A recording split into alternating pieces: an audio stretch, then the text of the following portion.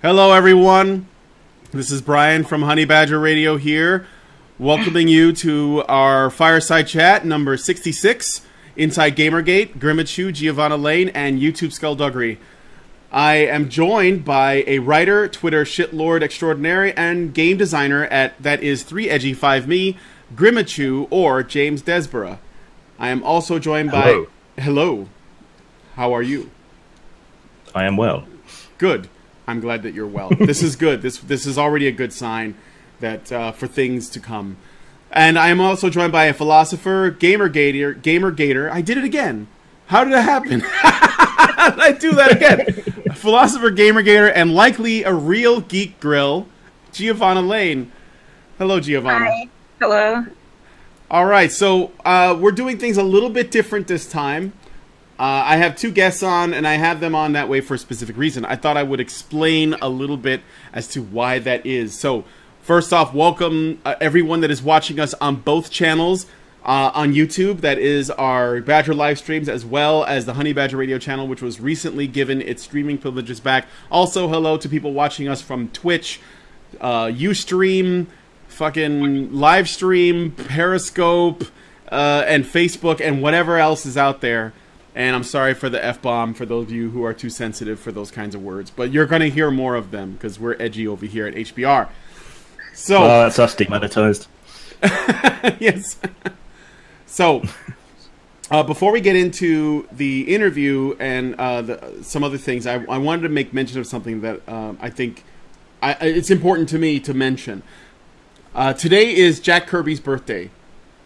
Jack Kirby is a legendary comic book artist from the time of the Great Depression. He has had probably a larger impact on comic books and by extension popular culture than anyone would care to admit.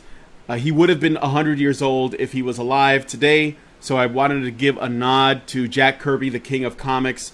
He had a larger influence on my work than I would have admitted as a younger boy because I didn't like it at first. But it grew on me as I got older and I was able to better appreciate it. So if you guys are not already aware, today is Jack Kirby's birthday. I seriously doubt there's a Google Doodle on it because it's not feminist or anything like that. So, but yeah, go ahead and like check out some old Jack Kirby work because it's great. Now, and I got that out of the way. In addition, and it's actually kind of like sort of pointed to what we're going to be talking about, tomorrow will be a 3-year anniversary of Gamergate, if I'm correct, or at least when it started. This is what we're going with in terms of the date, is August 29th. So in honor of that, and also because it happens to be provincial timing, I guess, we're going to be talking about Gamergate today. So that is what this is ultimately about. Now, there's a story behind why we have two guests on today. So Giovanna Lane runs a small YouTube channel that appears to be mostly live streams, if not exclusively live streams. Is that right, Giovanna? No, that would have been my first live stream, actually. I mean, I had one before where I was testing the plugin for Discord that would allow live streaming through the voice channels of Discord. And that was just me talking to some of my friends who were sitting in the live chat to make sure that, you know, my voice and my avatar and stuff were coming through okay. But this would have been my actual first real live stream of my own. I've been on other people's live streams, mostly Netscapes. I see. Okay. Yeah, most of the stuff on my channel are videos that I've made and then uploaded. I apologize for the error on my part. When I looked at your channel, I saw that it all looked like Google Hangout stuff, so I thought maybe those were live. They were live shows or something. But maybe they weren't. Maybe that was just the method by which you were making content, and I hadn't realized it. The other thing is, another correction from the stream. Apparently, even though people like Kukuryu is, who's like I don't know if you know who he is, but he does a lot of the Gamergate artwork, and he has that one comic strip, Gamergate Life, I think it's called. I've had him on the show a couple times, but he was saying that tomorrow is the anniversary or something of Gamergate. But it turned out that a year ago today, the Gamers Are Dead articles came out, and the hashtag started yesterday. So that's sort of what we're looking at in terms of the timing. So Giovanna, could you tell me what your YouTube channel is about? What you do with it? Yeah, that's a good question. I talk about all kinds of stuff there. I talk a lot about social, political, and economic things. I've done a few videos about Gamergate, and I'll probably also be doing some discussion of Romulan history and culture and the Romulan language as invented by Diane Duane for her novels back in the 80s. The Romulan Way, My Enemy, My Ally, and so forth. I will probably also talk a bit about languages and linguistics. These are all things that are of great interest to me. And most of the stuff I talk about does touch upon philosophy, either directly or indirectly, and worldviews. Okay. So what happened with your interview with James? How did you guys connect? How did that, what were your plans, and then what happened to your channel? Okay, so the week before the interview was scheduled, I had gotten a new computer. I spent the last part of the week, I say Wednesday, Thursday, and Friday, getting everything set up on the new computer so that we could do the interview. And then Saturday morning, we got on Discord to test the plugin that allows to stream from a voice channel on Discord through OBS Studio, and then, to YouTube or whatever. And so we did a little test, private test. It wasn't listed. It wasn't even something you could get to with a link. It was private. So we did the test to make sure that his voice and my voice were coming through okay, and the avatars were showing up and stuff like that. So then once that went through and I checked it to make sure everything was okay, I started setting up the video description and the title and whatever for the interview, and I set it to public. And I was just about to put up a holding pattern, if you will, kind of image to sit there while people were waiting for the stream to start. And it was going to be a picture of the front cover of Jim's book. It's a very nice cover, and the artwork was done by Cucuruyo, who is, as you have mentioned, he's a fabulous artist. I love his stuff. So I was uploading that to YouTube, to my channel, for that, for the background or whatever, and it wouldn't upload, and I didn't understand why, so I did it a couple more times. It still didn't work, so I decided I would refresh the page. And when I did that, I saw this pink box in my face that said, community strike, blah, blah, blah. Do you want to appeal this? And you have to acknowledge this. And I was like, what the hell is going on? What did I do? I didn't do anything. But it said your video has been flagged and reviewed and found to be in violation of community guidelines. And I'm like, what video? There's no video. We haven't done anything yet. It was 3 hours before we were going to go live. So there was no video for anybody to review. And so I clicked the I acknowledge button, and it took me to a page that said my ability to live stream had been revoked. I had one community strike. It was set to expire 3 months from then, and I wouldn't be able to live stream up until 3 months had passed. So I didn't know what was going on. I went ahead and clicked the appeal button, which has a very small input field. You can't type very much. So I just kind of asked what was going on. I didn't do anything. What's going on? There was no video for you to review. And I sent that, and I guess it was Monday evening after that I noticed that I was able to stream again, and my strike was gone. But I've had no reply from YouTube. I have no idea what the deal was. So I have no explanation or anything, no answers. Do you have any sort of, we obviously can't confirm it, but do you have any theories as to why this could have happened? Well, it could have been mass flagged by people.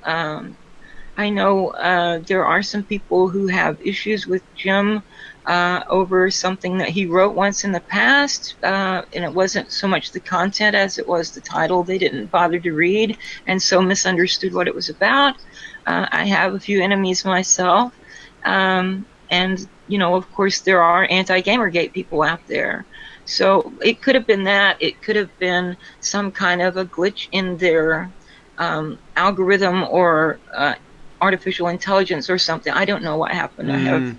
These are just speculations. Yeah, sure. That's what we've been speculating too. I mean, when it happened to us at Honey Badger Radio, I was telling you guys a little bit about what had happened. We made an ad for a stream that was going to be discussing the Elliot Rodger killings. This is like 2 or 3 years ago, and it was a community had a community strike on it, which means I believe someone in the YouTube community took issue with the video, and YouTube had their team look at it, and the ad had nothing in it, no foul language, no violence, nothing like that. It was just Elliot Rodger sitting in his car talking, and there was no audio, so it was just the video of it. And then Allison Tiemann, who runs HBR, essentially setting up the story, talking about what had happened, and saying that we were going to discuss it on Honey Badger Radio.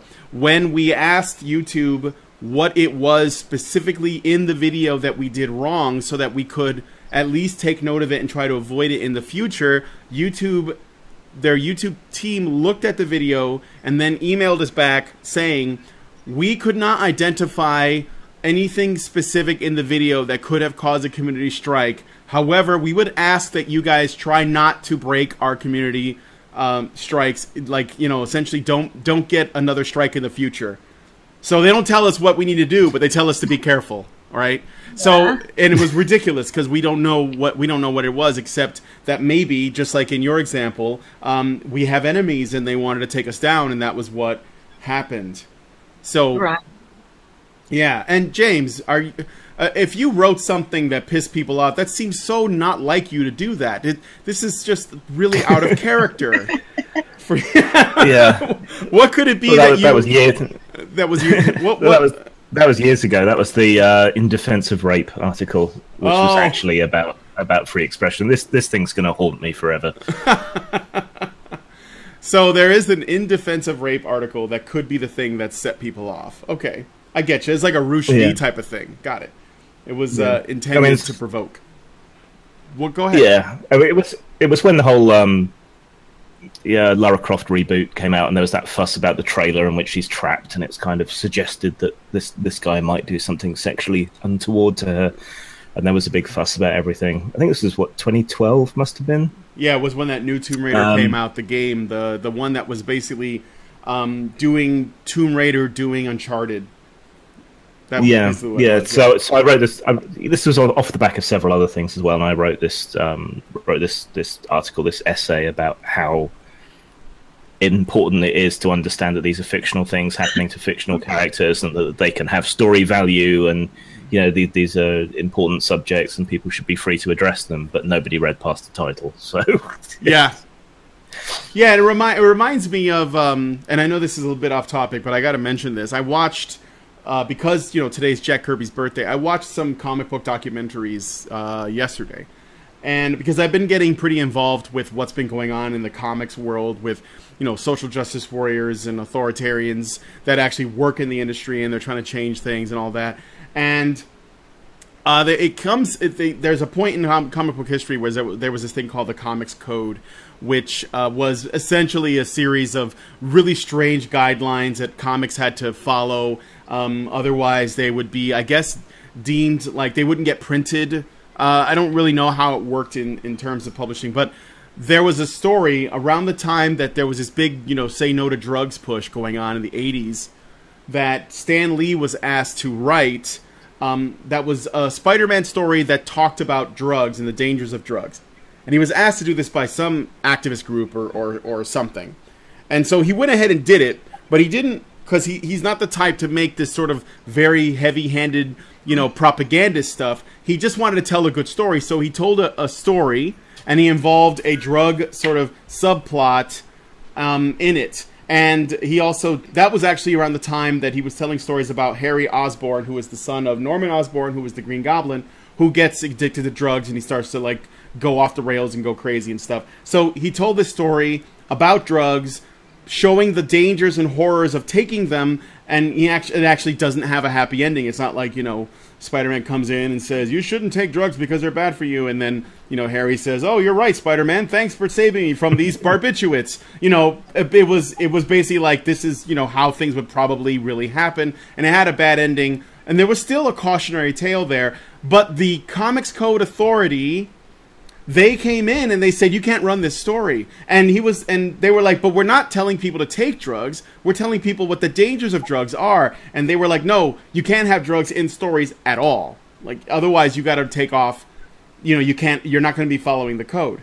So Stan went to his publisher, and his publisher said, that's ridiculous. And they ended up running printing the comics and selling them anyway, but it didn't have the comics code on it. And they basically put a warning saying that there was going to be drugs in the story. But it's sort of like that, where you can talk. You should be able to talk about in video games, in film, and comics, and whatever. Talk about issues that are real things that people deal with in the real world, and you know that doesn't necessarily mean that you're a proponent of that thing. It doesn't mean that you're pro-war if you do a war story. You know, so as an example. So I just had to touch on that. Well, yeah, that event, that reaction to that article is what kind of set me on the path that eventually led me to Gamergate. So, you know, it is relevant. This was my kind of baptism of fire in just how crazy things had gotten. Okay. Well, so I want to thank you, Giovanna, for telling me your story about how this happened. So what we're going to do is I'm going to let Giovanna actually conduct the interview as she intended, even though you did get your streaming privileges back. But since we already set it up, we'll just do it on this platform instead, and hopefully, you know, you'll get more people to see it. So if it's okay, I may chime in with questions, and I will also put out to the live stream chats, the 2 chats, if you guys want to compete. Feel free. If you guys put any super chats in with additional questions for either James or Giovanna or me, I don't know why you would ask me questions. Feel free to put them in the super chat, and then like every, say, 15 minutes or so, I'll interrupt the stream to pose your questions. So does that sound good, Giovanna? That's great. Thanks. Okay. So Giovanna, I'm gonna mute myself, and I'm gonna give you the floor. Okay. So I don't want to repeat all the questions and stuff that you've already been asked in other interviews, but there was a question which you were asked in one of the print interviews, which I was going to ask you, actually. So I'm going to go ahead and would you tell us a little bit about yourself, your background, how you got involved in Gamergate, and yes, I was also going to bring up your social, political, and economic perspectives, because I think it helps to dispel the notion that Gamergate is some kind of an alt-right movement. Yeah, okay. So I am a tabletop game designer primarily.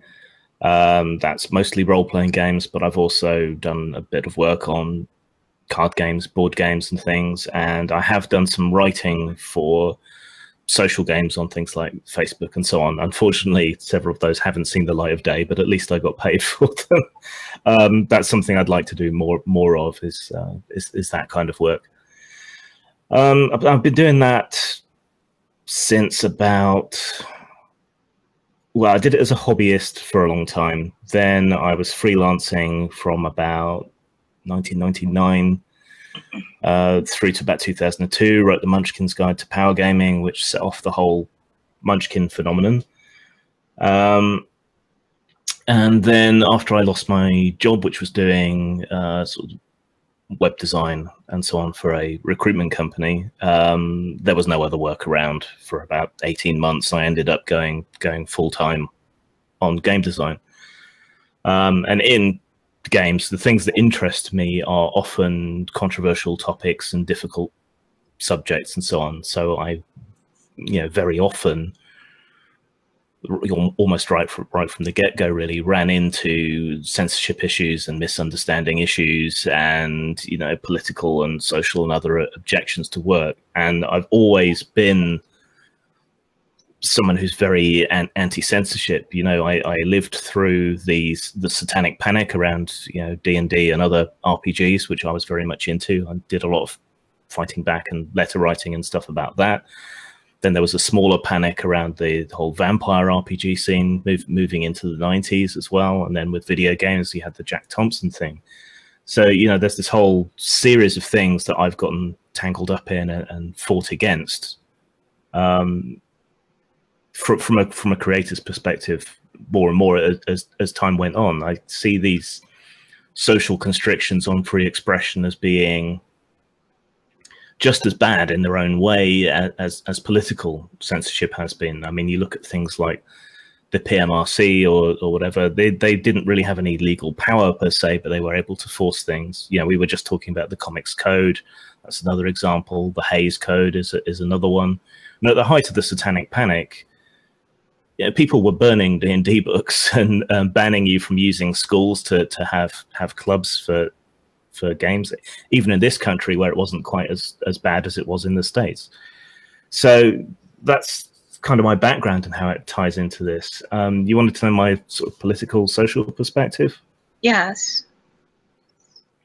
I'm very much on the left wing. I most of my formative years, you know, Margaret Thatcher was in charge, and she was pretty bloody terrible for the country from my point of view. Ideologically, I'd call myself a left anarchist, but I'm too much of a pragmatist. I don't think.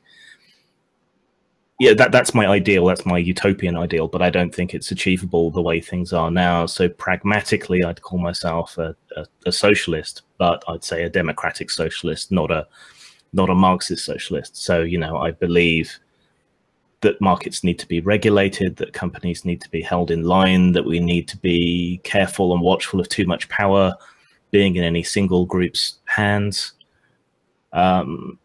Yeah, I think we need a decent welfare state.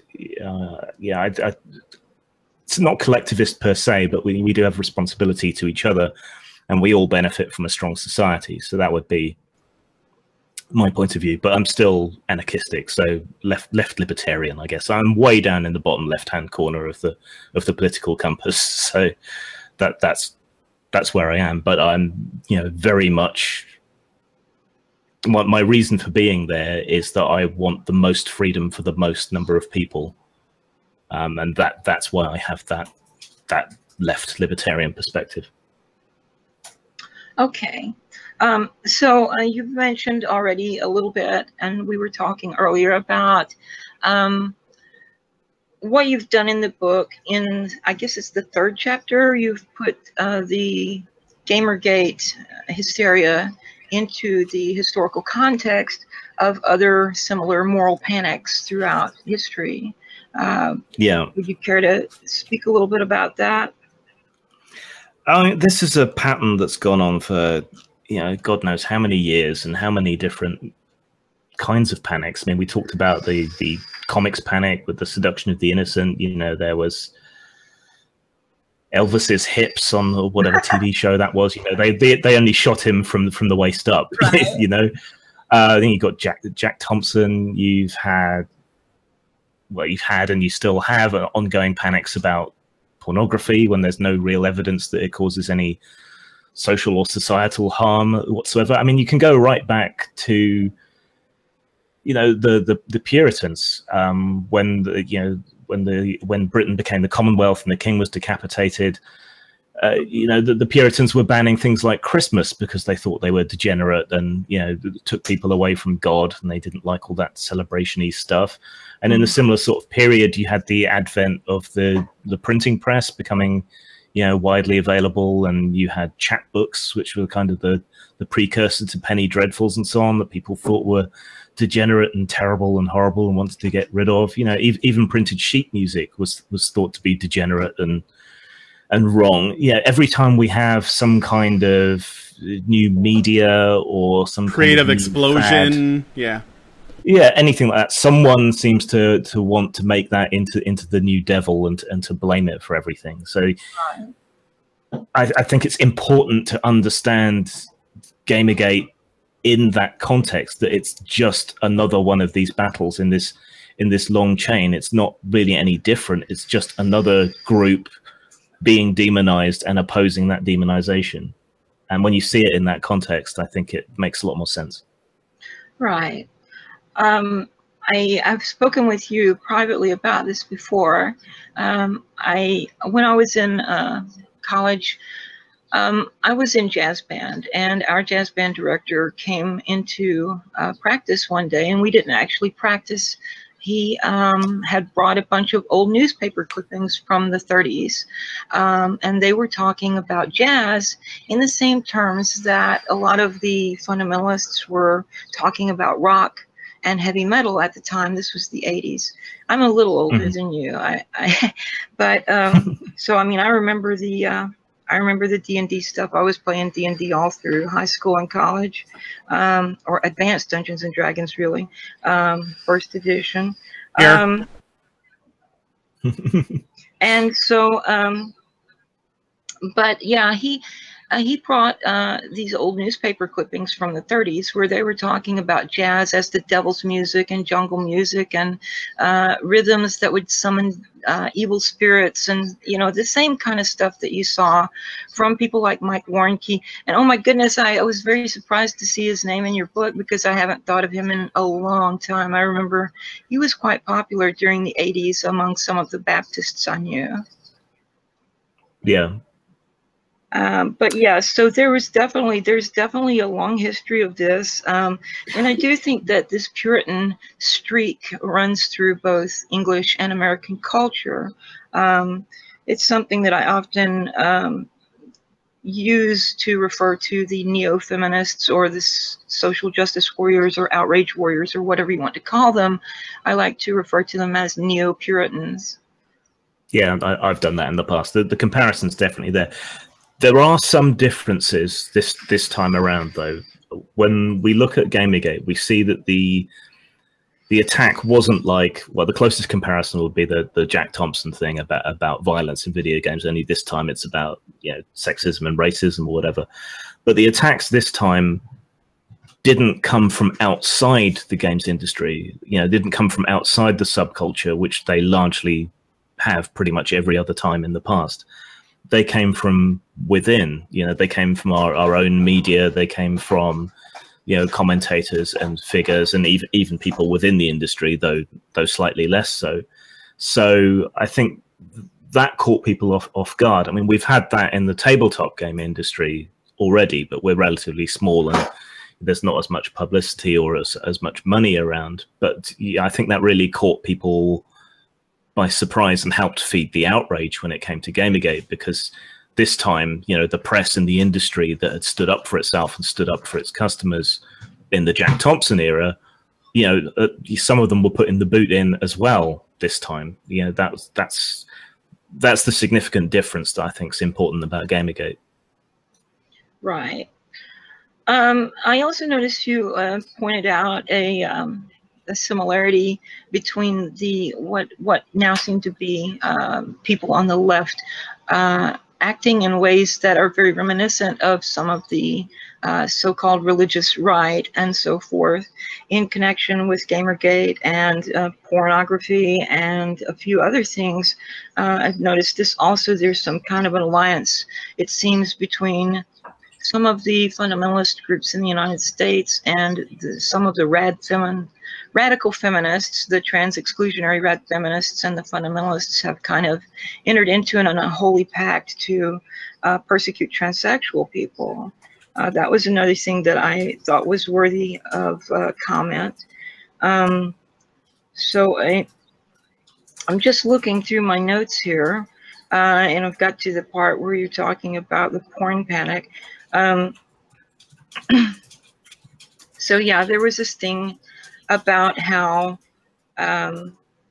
there was this kind of feminists acting like fundamentalists, and it's a thing that I've noticed as well. There's a lot of kind of anti-intellectualism or science denialism among both groups. The radical feminists who cannot accept the notion that there is more to gender than social construct, for example, in spite of all the scientific evidence which says that there is. Yeah, definitely. I think a commonality, I mean, they say the same sort of things, but using different language. So, you know, sin becomes privilege, right? You know, things like that, you know, and I mean, I've got the right calling people degenerate, and the people they're calling degenerate are often the same people that the left's calling problematic. You know, they both look down on you for whatever reason. It's just, I think the commonality between, say, the religious right and the postmodern left is that both of them prioritize narrative and story over fact, you know, and confirmable data. So, you know, the postmodern left will say that the lived experience is primary, and no amount of evidence that you throw at them will be sufficient to contradict their supposed lived experience. And in the evangelical right, you know, nothing will overcome their personal testimony of Jesus or whatever it is. You know, they have their own personal subjective experience, and they don't care what data you throw at them. They will stick to that. So there's similar pathological mental states on both sides of the aisle. Right. I'm sorry, can I jump in with an additional question? Okay. This is not about what you guys just said, but something you said earlier, Jim, where you said that the thing that's different this time, or at least that was different with Gamergate, but this is not unique to Gamergate. This is something that I'm seeing also, you know, with the Make Mine Milkshake stuff in comics, with stuff going on in tabletop, Paizo, Pathfinder guys, and other things like the tabletop community, the comics, the entertainment industry, all over. You were saying that while in the days of Jack Thompson, the gamers and game developers would punch back, and often really hard. Like, you guys know about how Jack Thompson was put into Mortal Kombat, in one of the Mortal Kombat games, where you could actually conduct a fatality and kill him in the game. So that was a Bally Midway's way of saying we stand with the gamers against Jack Thompson. There was a lot of that going on. Most of the time, gamers and game developers did not side with his views on stuff. In this case, it's not happening that way. There's actually a lot of people in the gaming industry, in the comics industry, in various entertainment sort of subcultures that are joining with these, I guess, cultural critics, sociologists, and you know, armchair feminists that are attacking the audience, and the folks that are involved with not only the game developing industry that, you know, or the actual on the ground job industries within their hobbies are attacking the gamers too, but it's also coming from the journalists that supposedly side with the gamers on stuff. Whereas normally, you know, the journalists are like the gateway between the truth about the industry and the gamers. Like, they usually are there to protect them. And that is the big difference between Thompson's time and, say, Anita Sarkeesian's time, right? And so the thing I wanted to add is, what is it? This is a question I want to ask to see what your thoughts are. Why is it different? I mean, like you say, it's now spreading to other places. We're seeing the same thing occurring, you know, within comics and other industries as well, which suggests that it's a broader societal change. And the people making the criticism would say that, I guess, people like us are being left behind in our views, and we're dinosaurs or whatever, and this is a positive sign of progress in society. But in reality, I think most of us have just as progressive viewpoints and ideas as them. It's the execution that we disagree with. You know, there's nothing wrong with diversity, but story should come first, for example, whereas they would place the importance of diversity being first, to the point where that poor woman died on the set of Deadpool 2 doing that stunt, because, you know, they wanted to encourage a diverse stunt woman to do the job.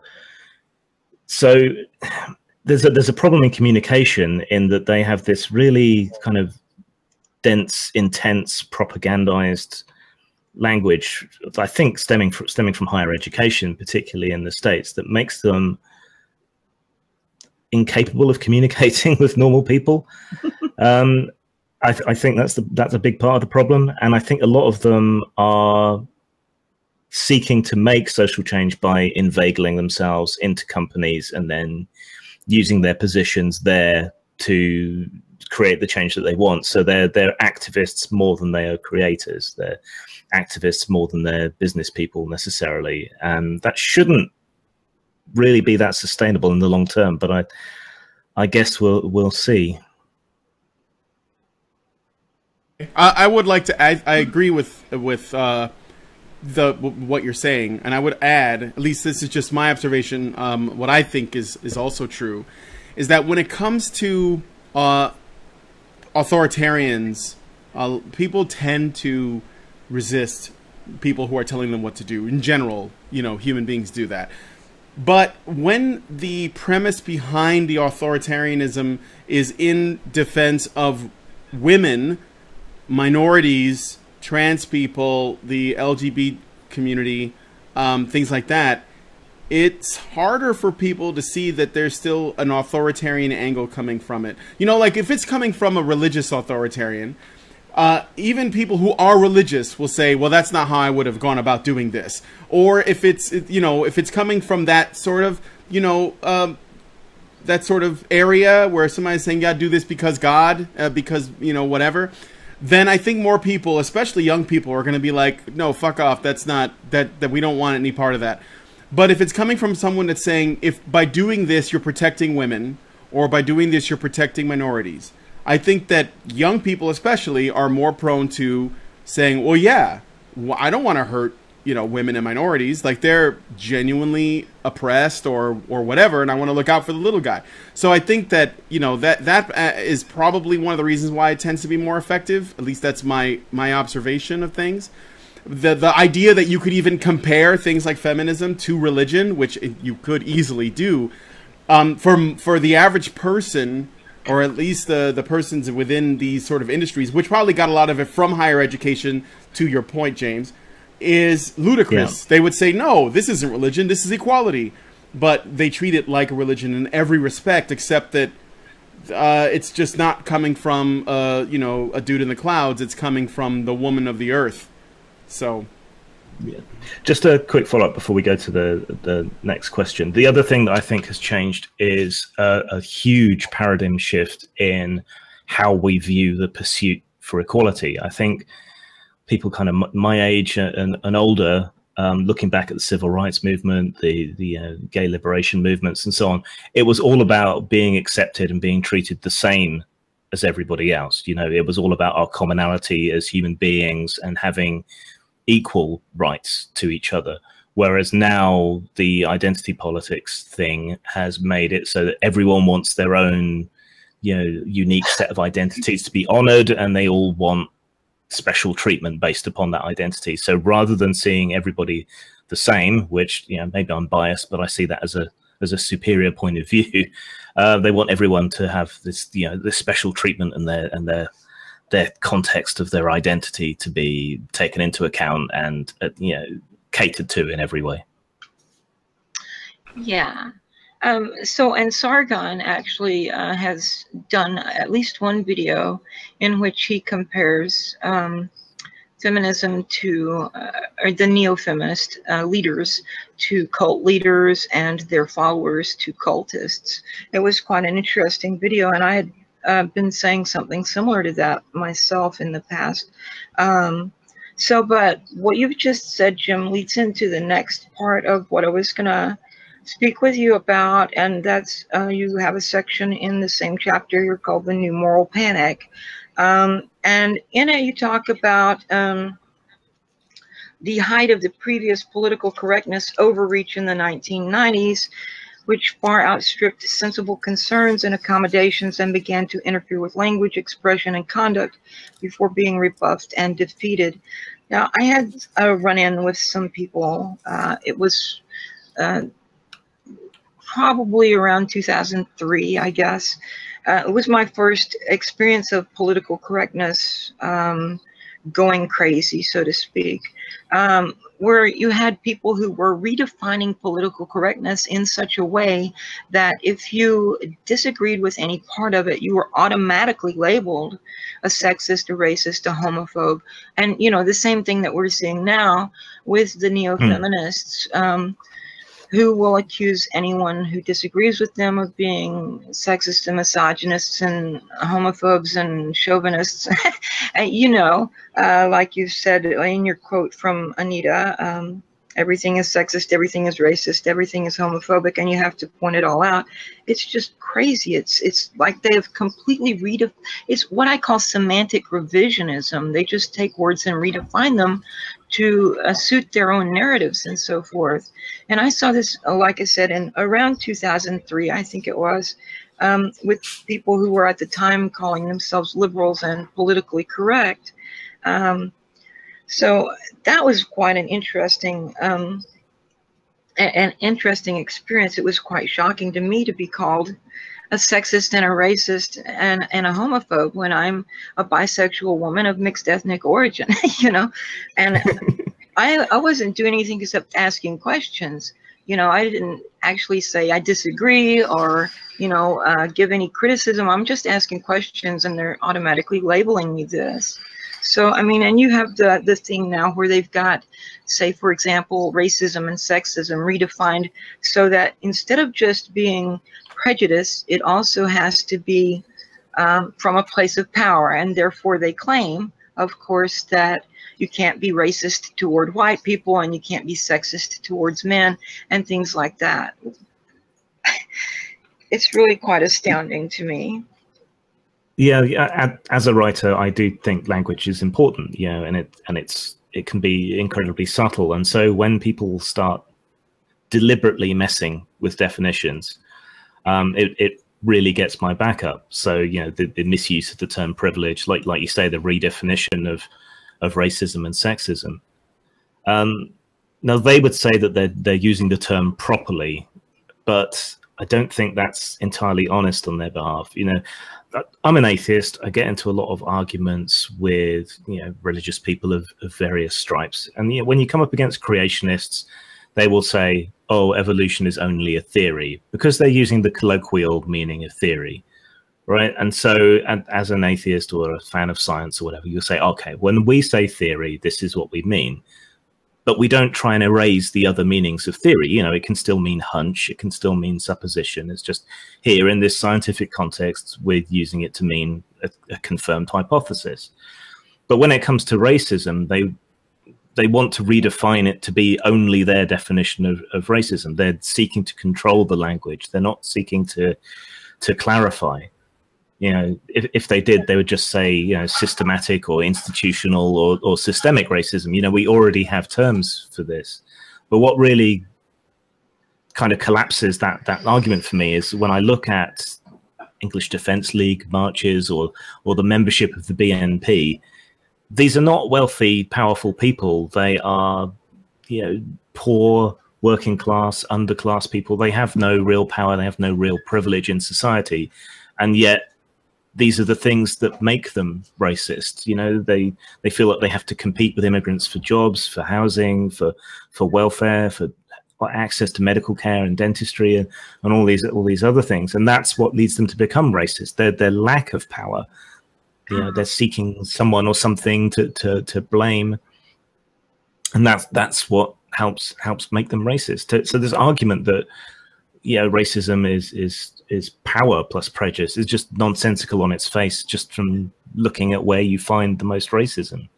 Right. So, but it bothers me immensely. So you also talk about intersectionality there. And I don't know if do you ever watch any of Liana Kersner's stuff? Yeah, I like Liana. Okay, so I think I recall her doing a video at one point where she was complaining about people who call themselves intersectional feminists, and she said something along the lines of, the people who talk the most about intersectionality really don't understand what it's about.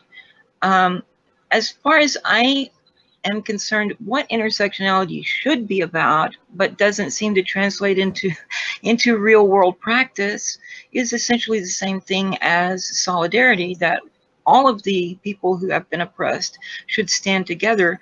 But it seems like with this identity politics business, it's just promoting division instead of solidarity. So you have each little identity, each little demographic group of people want to get into their own little identity and fight the other identities for, you know, scraps from the table, so to speak, instead of standing together in solidarity to try to, you know, make a real difference. And it winds up being all these little groups fighting amongst themselves when they should be fighting the actual enemy. Yeah, it's a classic example of the perfect being the enemy of the good. You know, if you seek to, I don't know, create a shelter for battered women, then they'll say, well, what about trans women? You know, what special accommodations are you making for, you know, women of color or Muslim women or whatever else? And it will just, you know, all these special requirements and individual requirements will continue to be piled up on, you know, any project or any march or any protest or anything until it collapses. You know, and that's exactly what happened with Occupy, in my opinion. You know, they gradually piled on more and more and more and more extreme, you know, ideas and political positions until nobody could agree with each other anymore. And, you know, right. it fell by the wayside. So that's the problem with it for me. One of these days, I would like to interview Nick Goroff, Wizard of Cause. I'm not sure if you're familiar with his channel. Yeah, I like his stuff. He was involved in Occupy. He used to write for Occupy.com. And it seems that Occupy Wall Street got overrun by the outrage warriors, as Liana calls them, or social justice warriors, regressive left, whatever, and kind of tanked because of that kind of identity politics being brought in, when in reality they were supposed to be focused on, you know, combating the corporate oligarchy, if you will. Yeah, I mean, they had this great unifying cause of, you know, getting money out of politics was the main thing, and that's something that people on the left, the right, the center, you know, all over the place could agree on. And so they built this, you know, big, powerful cross society sort of movement, and then screwed it up. Yeah. Okay, and I guess the last, I mean, we're getting close to an hour here now, so I'm going to go ahead and say, like, this is the last thing I was going to talk with you about. In the section where you talk about censorship, you mentioned that there's a difference in attitude between Americans and British people on the concept of censorship and free speech. Well, of course, censorship can happen from anywhere, not just the government. But I think part of the issue is that in the United States, the Constitution, First Amendment, talks about freedom of speech, and what it is referring to is we are free to speak our minds without censorship from the government. So the constitutional right of freedom of speech is one thing, and the Enlightenment value of free speech is, well, it's related, but it's not quite the same thing. So I think there may be a little confusion over that. And I certainly, I think you would agree that an internet community, like a forum site or say a Discord server or something like that, has the right to set rules and expect people to abide by them, and so forth. But yeah, I don't know. I'm just certainly, yeah, you can be censored by people other than the government. And I'm not really sure. I mean, certainly that was a part of some of the early Gamergate stuff, where a lot of the discussion of what was going on was being censored over in 4chan and Reddit. So could you elaborate on this a little bit? Okay. So I find the American view on censorship to be very parochial and legalistic, in that it seems to be almost entirely focused on the First Amendment. And that's why people seem to keep saying, oh, well, if it's not the government doing it, it's not censorship, which simply isn't true. I mean, censorship originates with the church, really, you know, the Catholic Church. So yeah, censorship can come from anywhere. I take a much more broad definition in that censorship is anything that restricts or silences speech. So the argument and the debate isn't really necessarily over censorship itself, but where censorship is justified, and you know, and who has the right to do it. And obviously this is a very big debate at the moment with regard to YouTube, as with what happened to us, and with what's happening in Google and all these other big communication companies. You know, the big problem that we have in this era is that the public square is privately owned. You know, we need to seize the means of communication in some way. Styx Hexenhammer is an interesting YouTuber who I don't agree with on much, but I always watch his content because I find it stimulating and interesting. But I found it interesting that he seems to agree with me. It's something I've been saying for a while, that we need to extend our protections for free expression into the private sphere. I don't think this is completely unprecedented, because if you think about the whole, you know, gay wedding cakes thing, you know, we've already stepped in to the private sphere and said you may not withdraw service from people on the bounds of race or sexuality or whatever. But free expression is recognized as a universal human right. It's in the UN Charter, it's in the EU Charter over here. They will be leaving that. That's one of the reasons I was for Remain. So I take a much more broad view of it, even though arguably British society is more censorious in a lot of ways than a lot of places. There's argument to be had over every aspect of it. We were talking about, you know, sexual censorship and so on earlier. We used to have a very repressive censorship set of criteria when it came to pornography, and then the internet came along and just kind of kicked the door in, and there was a flood of hardcore porn for everybody, and hooray, that was good. Yeah, that was great. It just kind of smashed through any attempt the government could make to control it. But they're trying to do it again now, and that's back to that unholy alliance between the conservative government and radical feminism in this country. You know, particularly Gail Dines has informed conservative policy that has censored, at the moment, it's mostly kind of kinksters and so on. And ironically, it's put a lot of feminist, you know, film directors and so on out of work. So it seems to be doing the exact opposite. And that's all based on a panic around sex trafficking, which is nowhere near as big of a problem as people like to say it is. But it's a good thing for whipping up panic and pushing through this kind of censorious, authoritarian kind of legislation. And yeah, this is the big problem we're facing. We've got private institutions that are running de facto near monopolies on our access to communication, on our ability to talk to each other, to spread our ideas, to be compensated for those ideas and presentations, to host them at all.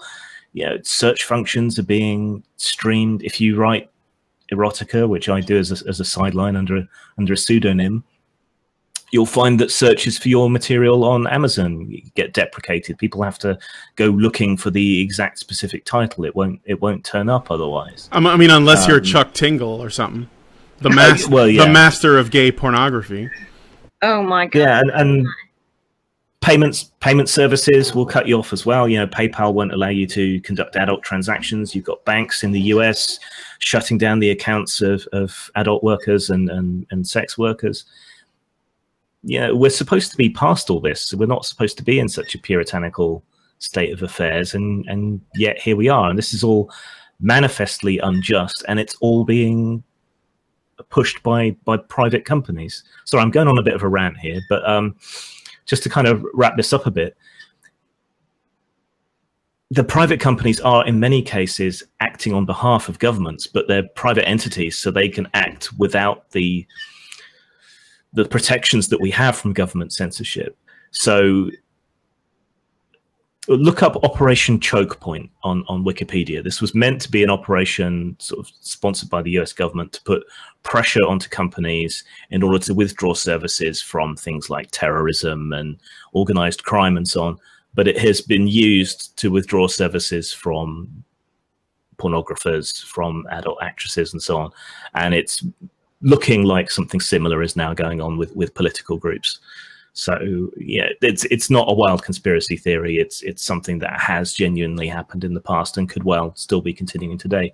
And you look at the pressure Germany has put on Facebook as well when it comes to censorship. It's a workaround for the protections that we have in law against our governments, for them to get private entities to do it for them. And then people will say, oh well, they're a private company, they can do what they want. Yeah, they can, but should they? And that's the debate now, I think. I would just, to go back to what you were saying, that if someone is making the argument that what private companies do, individuals, or even people who do it to themselves, when they censor, if they're trying to make the argument that that's not censorship, that's not the argument. That's wrong. That's an incorrect statement. They are obviously conducting censorship. Like the Comics Code Authority that I was talking about earlier was described in this documentary, which is from, I want to say, the 90s or the early 2000s. They described it as self-censoring. It was a self-censorship campaign so that they wouldn't have this psychologist, trying to get all their books burned. So it's still censorship if the government doesn't do it. So that shouldn't be the question. The question, I guess, would come from, like the people who are pro-censorship on this issue when it comes to content they don't like or they find problematic or offensive, or even like, the stuff of devil worship or whatever it is that they're latching onto as their idol, to use against creative content, because it's always creative content that comes under fire when this happens. They will use the legal argument and say, well, the First Amendment is described as this, and that's them sort of being rules lawyers about this, but they're also being dishonest, because they're expanding they're not expanding the definition of censorship. They're actually reducing it to only something that is contained within the First Amendment, as though if the First Amendment had not existed, there'd be no such thing as censorship at all, which is obviously wrong. So you got to stick to your guns and say it's still censorship, even if the First Amendment says it's okay. The question is this okay? Like, not legally, not constitutionally, but morally and ethically. And is something potentially going on that is, like, is this something that we should be able to critique and question, right? And in the case with what you said, James, you mentioned that the governments with regards to the porn industry had figured out a workaround, a loophole, basically, right? So, and this is another reason why we want the government to stay out of people's private lives, because they can find ways to do it, sort of a roundabout way of doing it. And I think if people knew about that, maybe there could be some way to hold massive companies that almost have monopolies in their respective fields, like Google, hold them to account for doing that. Or Twitter. Yeah, maybe a company of a certain size or with a certain number of users should be subject to these protections. That would leave forums and things free to kick people off if they needed to, but people would still have to have access to the software that supported the forum, for example. There's no clean and easy way to navigate this. It's going to be a big discussion that's going to go on for years. Mm-hmm. Oh, also I wanted to mention about the date. It's my opinion that the 28th is the anniversary of Gamergate, because that was the date on which the Gamers Are Dead articles first, the last one came out on the 29th, but it was the 28th when all those articles came out. All but one came out on that date, and that was what really caused the wider gamer identity, or if you will, or demographic or whatever, to get involved. Because before that, there were people that were talking about the Zoe Post and corruption and nepotism and so forth. But I think most gamers were either completely unaware or really didn't give a shit, because, it just wasn't really, that important to them that someone was unfaithful, and they weren't really concerned with someone's sexual escapades or whatever, and that's fine. But it wasn't until those games journalists launched their kind of verbal assault on gamers as a whole, that Gamergate actually became a large consumer revolt movement. So, I mean, sure, the name was given to the scandal on the 27th by Baldwin, Adam Baldwin. But I think, and there's several other people I think who agree. I believe Kukuruya said this as well, that the 28th is the anniversary of Gamergate. Also, in addition to Jack Kirby, on the 28th of August, 1749, Johann Wolfgang von Goethe was born, the author of Faust. And in 1828, I believe it was, yeah, on the 28th of August, Leo Tolstoy, the author of War and Peace and other works, was born. So it's a very interesting date. There were a number of things that happened throughout history on this date. That's interesting. That is interesting. Yeah. In good company. Mm-hmm. Yeah, for sure. So yeah, I'm glad that Gamergate is still going on. I was just talking to a friend of mine, and I guess I can get this final thought. He, you know, we acknowledge that it's Jack Kirby's birthday. I also he mentioned it to me. I already knew it. I was like, yeah, it's pretty cool. I bought a bunch of Kirby books. I was actually reading them in the hospital while I started round 2 of chemo started today, so I was reading old Kirby comics in the hospital while I was waiting to get filled with poison. And I talked to I talked to my friend, and I mentioned, oh yeah, you know, the Gamergate anniversary is also you know, basically started too. And he said, oh, one of these things is good and one of these things is bad. Not in that he's not a fan of Gamergate, but more in that he thinks that Gamergate was, you know, like it was a tumultuous time, like it was, you know, I wish it didn't happen kind of thing, right? And I said, you know, I'm not really of the opinion that Gamergate is a bad thing, despite the outcome. I think that it's a truth that was under the surface within the gaming press and even the larger gaming industry that has essentially exposed itself. And even if that truth is unpleasant, and even if it resulted in lots of online fights and threats and all the shit that came out of it, all of the fallout, I'd rather know what's going on with people, you know, like I'd rather know these things and not know them. So in my opinion, I think that Gamergate is a good thing. I don't know what you guys think though. So I thought I would put that out there. If you think that, you know, and it's still in many ways still going on. You know, there's definitely, it's, you know, it's a watchdog thing, and it's spread to other areas, and people are remembering Gamergate, and they're sort of seeing the signs, you know, in other industries. And relating it back to stuff like Jack Thompson, the, you know, Frederick Wortham during the comics industry, and all of the troubled evangelists during the time of Dungeons and Dragons and heavy metal and Elvis Presley, it's important to make sure that we're always making those connections. So, I mean, what do you guys think? Do you think Gamergate is an unpleasant memory that you wish had never happened, or are you do you have a different feeling on it? I'll give that one to Grim first, and then Liviana. Overall, I think it's been a positive thing to see the community get this riled up, and to work so hard to protect the things that they love has been inspiring to me, and helped keep me going through some pretty dark times. But at the same time, it's bittersweet, because I've seen on the other side how people so easily buy into false narratives, how they won't look at the evidence, how they won't discuss the reality of things with you, how, you know, I lost friends and I lost work through this, you know, to the point where people didn't want to appear in a book anthology alongside my name because I was involved in Gamergate. You know, it's just that kind of level of things is absurd. And these are people who, you know, wouldn't even bother to listen to me, you know, give my side of the explanation or what I think really happened. And even though Gamergate, I think, won, really, I mean, in terms of reforms and changing the culture and the attitude.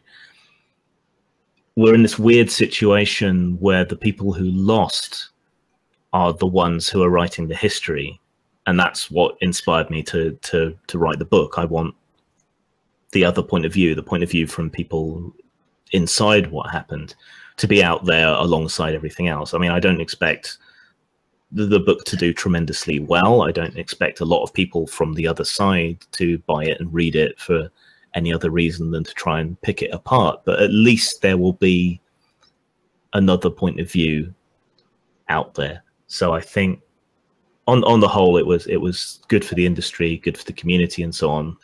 Personally, it's been rather costly and has made me even more of a misanthrope than I already was.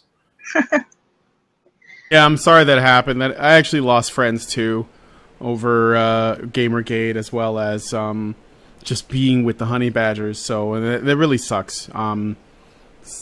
So I hope that you make new friends. I'm your friend, Jim. Have me on the show more then. All right, I'll have you back on. So yeah, so go ahead, Giovanna.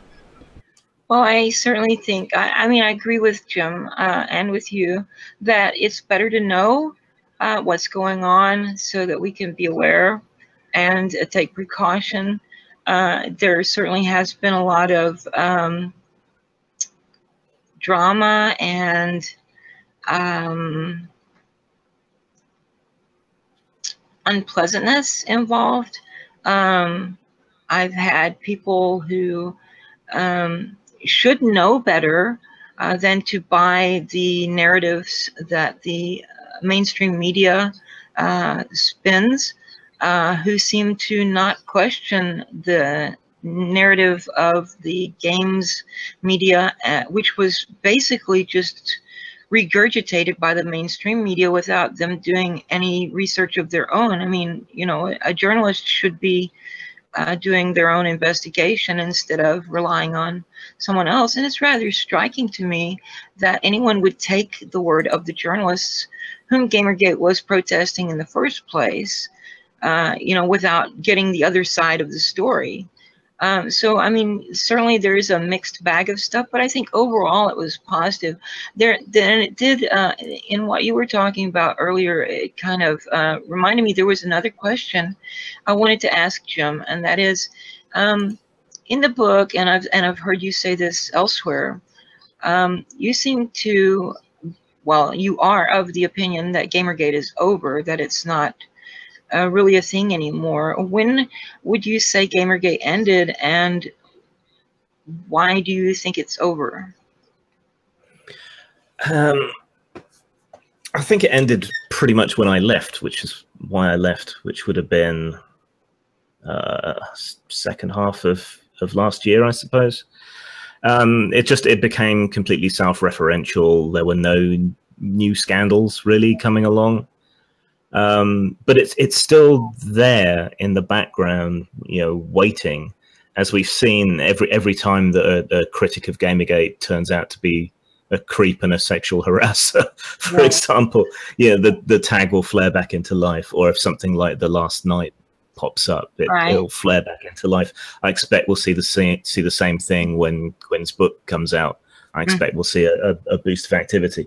So while it's over, I don't think the embers will ever go out. I think they're always going to be there, ready to flare up again when something else happens, and that's good. It means you basically have an industry watchdog now. Right. Okay.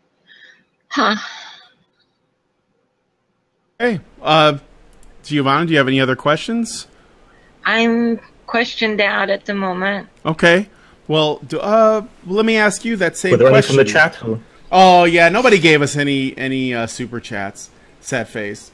I guess I don't have the I don't have whatever it is Allison has that gets people to do it, but there'll probably be questions. I know for sure that people are going to post stuff in the comment section of both of these videos. I would check back with the Badger live streams one though. That will probably have a lot more comments, because the one on HBR channel, typically, well, what we do is we unlist that video and we leave the Badger live streams one up, so that one gets more general traffic. So Yeah, feel free to come back to the comment section like in a few hours or tomorrow. I know it's late over there where you are, Jim. So I want to thank you for staying up late and doing the show with us, and answer their questions there. So I guess what I'll do is I'll take one question from each chat. You don't have to put a super chat in. I'll take one from each chat. So we'll see which chat has the better question. It's like I want to make them compete with each other. A tale of two chats.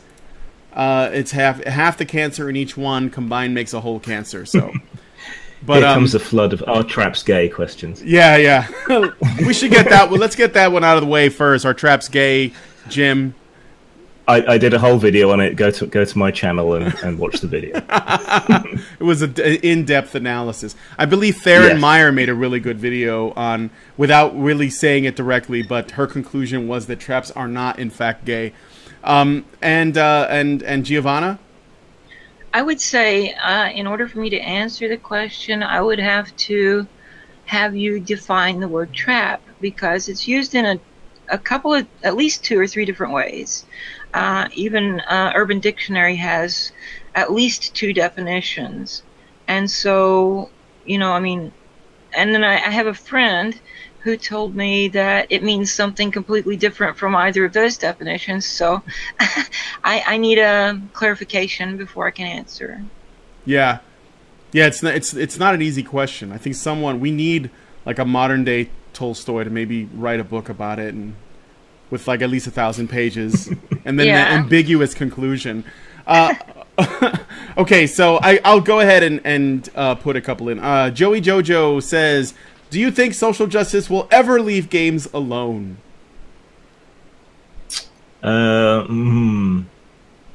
No. But that's not necessarily a bad thing. But I think that the crazy level of interference and badgering, probably shouldn't use that phrase on this channel, but I think that will die back. It'll ebb and flow, just like it hit a peak in the 90s. It's going to hit a peak next year or 2 and then tail off, I think. So it'll vary over time, but it'll never leave.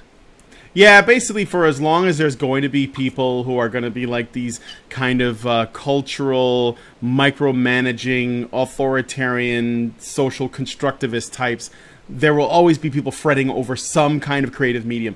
I'm actually expecting the next big thing that they're going to do that with is like virtual reality. I said that because I went to a VR thing in Silicon Valley last year, and there was a lot of like social justice underpinnings going on. Like it wasn't direct, but I was like, okay, these people are gonna fuck this whole thing up. So VR porn, they're gonna go after that, for example. So yeah, just something to think about. But yeah, I think those things will always exist. Let's see. I guess I'll do a couple of other ones. Mark the Atheist writes something. It's not a question, but I just want to read it. He says, "We have the best chat. Tremendous. Ask anybody, they'll tell you. The best, just tremendous chat over here." Okay, so James, Tormented Dreamer, says, what's your angle on the more recent development on The Last Night? If you know what I mean by that, or if you know of that one. I don't know what that is. I don't know. What is the most recent development? I have no idea. I don't... Is The Last Night, like, what is that? Is that a game? Yes. Yeah. It's like a zombie thing, or horror or something? No, it's a cyberpunkish type future, but critical of social justice-y type stuff. Oh, yeah. It's the one that's like pixely looking. I think that. That one looks good. Had the big blow up in June, was it? I think. It was E3, wasn't it? June, yeah. Yeah. I don't know what the new development is. I've tried a. So, according to Tormented Dreamer, he says the developer apologized for The Last Night on stage. Yeah, he did apologize. Oh, that, yeah. But he's also been posting a lot of stuff more recently that seems like it's a clue that the apology was kind of his boss is saying, get up there and apologize so we don't look bad, Yeah. I don't think he should have apologized, but when you're in that kind of situation and there's money involved, you kind of have to do what you're told. But he's been turning up in like threads that Notch has posted, and we all know yeah, what Notch is like. So I think he's still cool. Yeah. I sent a message to Notch. I'm hoping to get him on. Who knows? Probably not. But I got David Jaffe on before, so who knows? Okay, so I guess I'll do a couple of other ones. Somebody asked me if I'm an ass man or a tits man. I am definitely an ass man. Somebody also said, is 5th edition D&D worth buying in your opinion? This is to anybody, any of us here that can answer that question.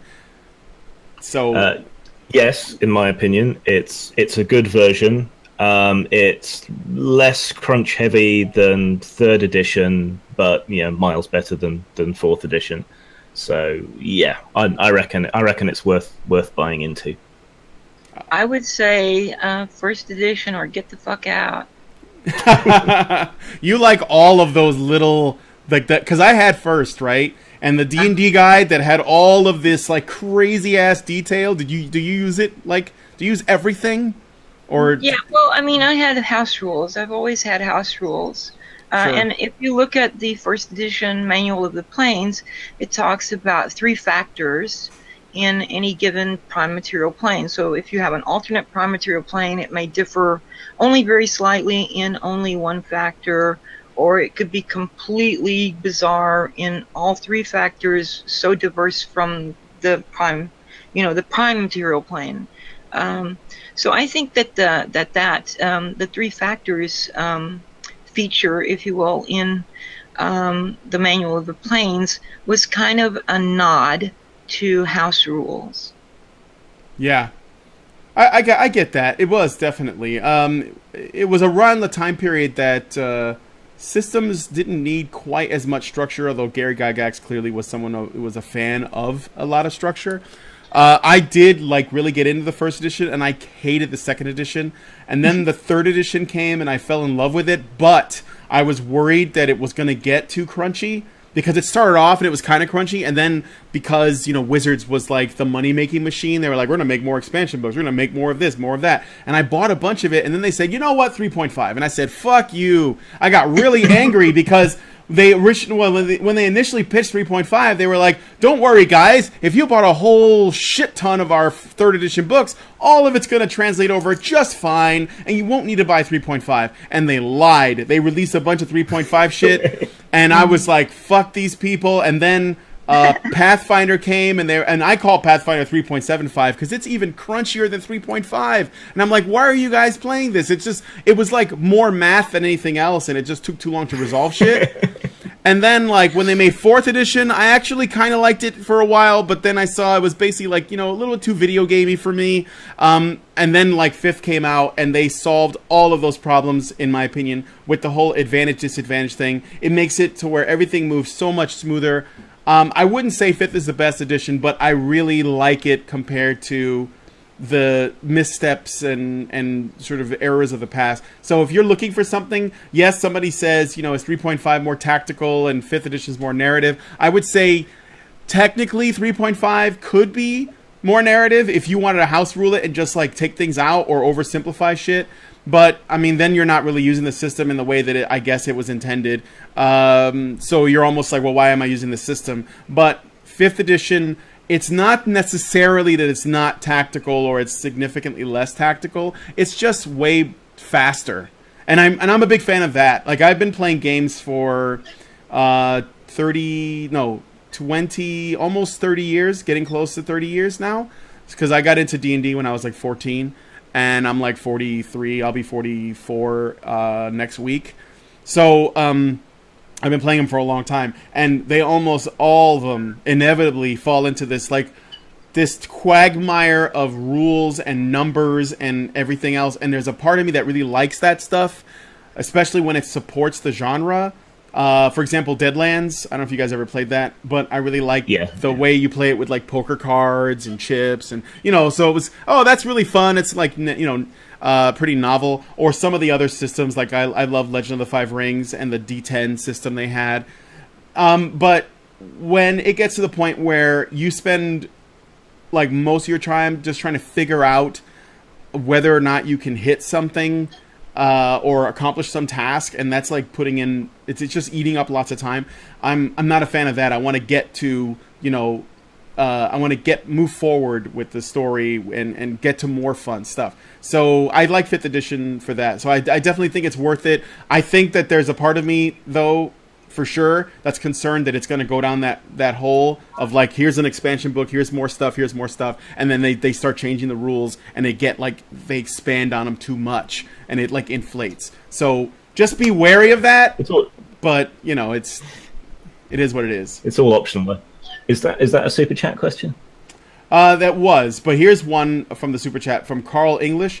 If SJWs are after the thrones of all industries, what's the one we can construct that they cannot take besides metal and anime? Oh, mainly because the metal genre, the people who like that stuff, they're gonna you can't change their minds.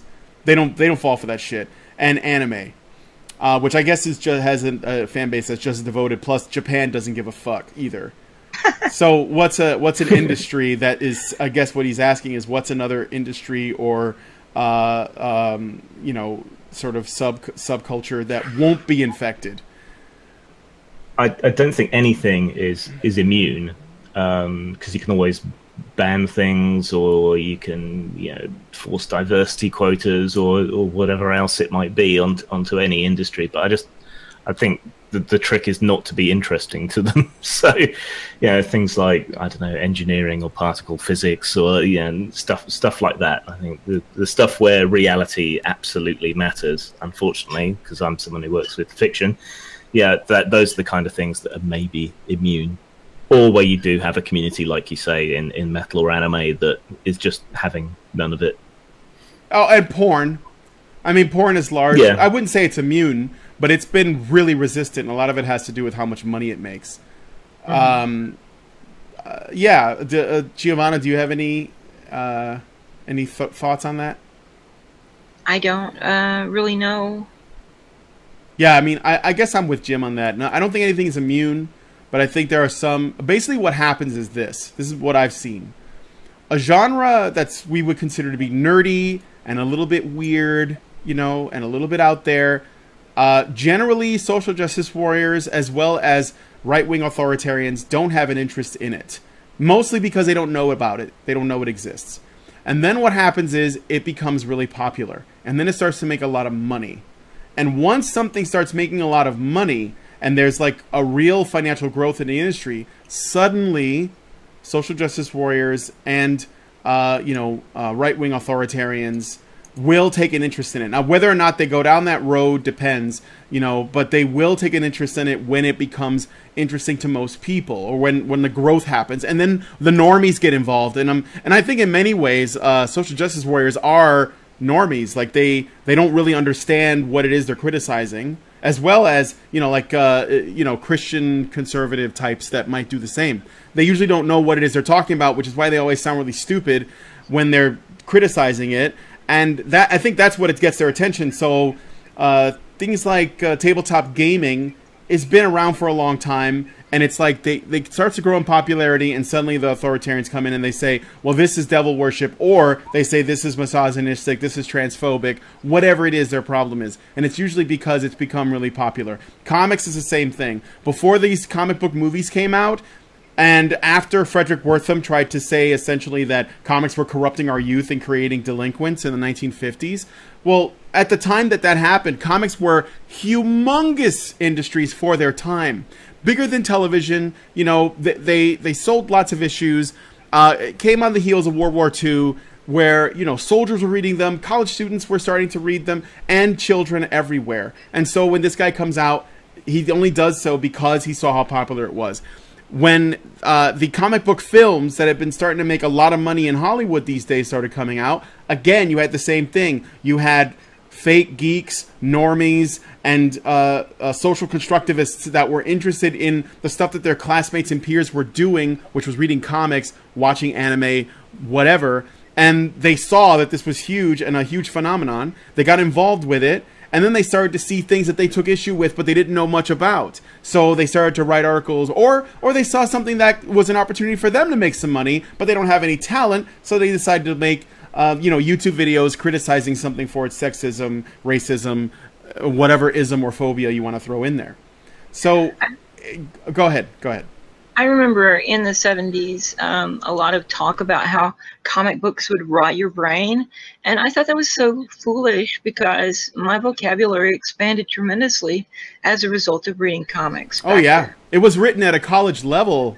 And so there was actually, in the 1960s, is when comics started to be way more sophisticated. I mean, by those standards, I'll put it that way. But they were pretty sophisticated, and they were kid stuff in that children could take an interest in it. But the stuff that they talked about in them, especially when Marvel took off, was stuff that college students were really into. There was actually very popular with them, maybe because they grew up with it. But I also think the medium kept up with them and their interests as well. Right.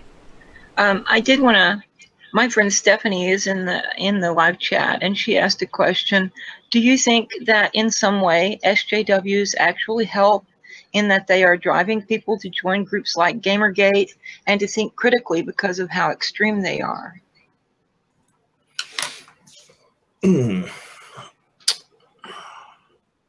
Well, for any action, there's a reaction. You know, a strong dominant culture always creates a counterculture. Unfortunately, the countercultures can sometimes be the mirror image of what they, what the people that they're fighting. So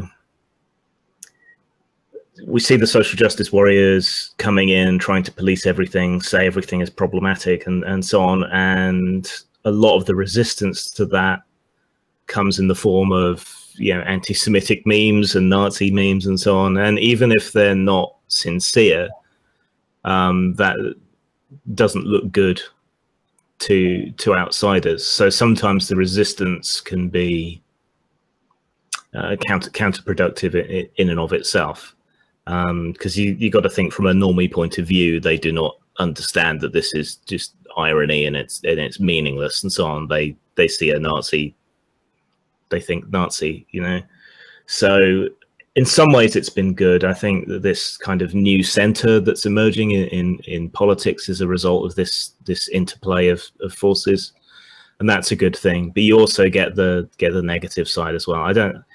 As with most things, I don't think there's any kind of black and white, good or bad you can really say about these things. But it has activated a lot of people to be interested in free expression, and whether that's art or political expression or anything else. And that's a good thing. I would say, as with, okay, I don't know if you guys remember Salman Rushdie's book, The Satanic Verses, back in the 80s came out. There was a big hullabaloo over that. And then the Last Temptation of Christ movie was made based on another book by, I forget who the author was, but there was a lot of hullabaloo about that as well. There were a lot of Baptists especially who were protesting that movie and going to the theaters where it was being shown and trying to get it shut down. There was at least one state I know didn't air or didn't show the movie in theaters at all. So I was living there at the time and I had to wait for it to come out on VHS. That shows how long ago. So yeah, but I think that their protesting just made the movie even more popular. Yeah.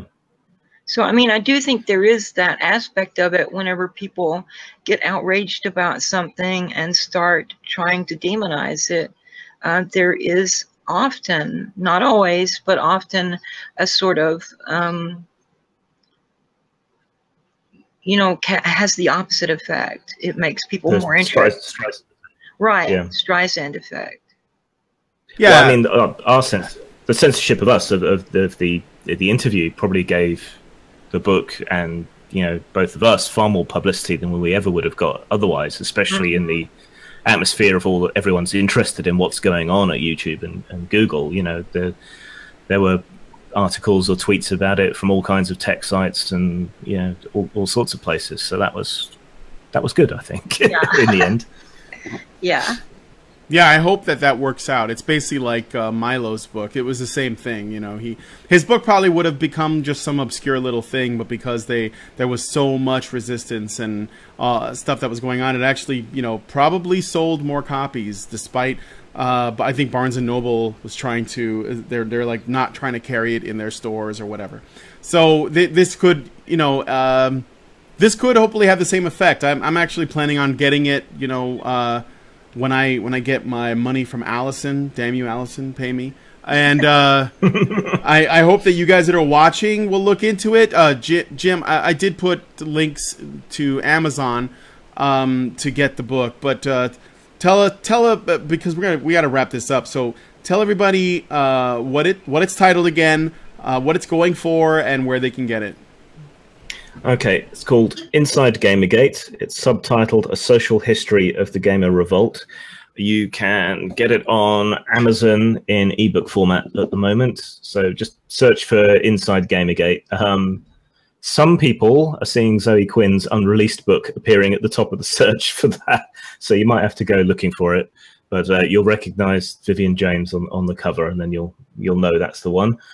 Hard copy will appear on Amazon in the near future, but meanwhile you can get it from lulu.com. Again, just search Inside Gamergate and you'll find it there. The ebook should be $4.99, but the price seems to, that's in dollars, but the price seems to fluctuate. And the hard copies, I think $7.99 in pounds. Shipping's a bit slow because it's print on demand, but you know, that's basically the only way I could get it published. So those are the places to look. We've got a Thunderclap coming up. There should be a link for that underneath this stream or whatever. That's set to go off the day that Quinn's book comes out. So anyone who can sign up to that Thunderclap and share that the book exists across their social networks at that time, that would be greatly appreciated. Because word of mouth and stunts like that are the only real ways you have to market a book like this. So that would be very helpful. Yeah, we definitely need to get this book to out to as many people as we can. Like, just let them know it exists, because otherwise, I know that, you know, Zoe has the ability, the platform to basically make her book the official authority on what happened, and her goal is essentially to get everyone who doesn't actually know what's going on with Gamergate to read it.